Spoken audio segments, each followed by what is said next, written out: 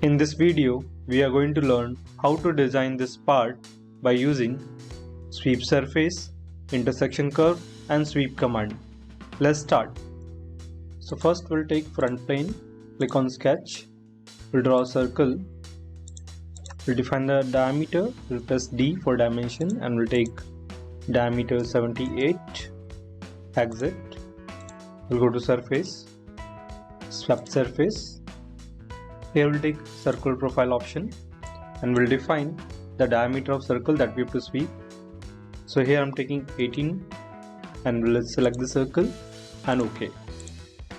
Now again I'll take front plane, we'll take a line command and we'll draw a line from the center point and we'll define the distance 25,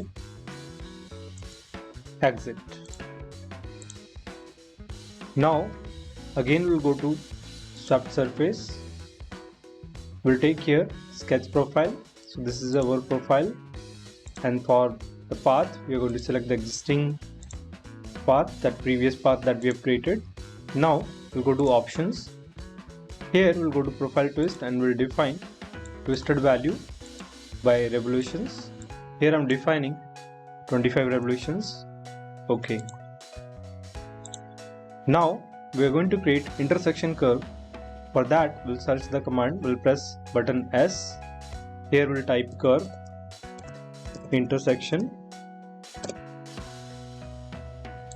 select the intersection curve, select that cylinder body and select this blade, do OK.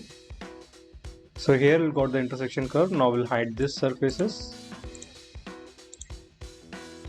Now we'll go to features and we'll take swept boss command.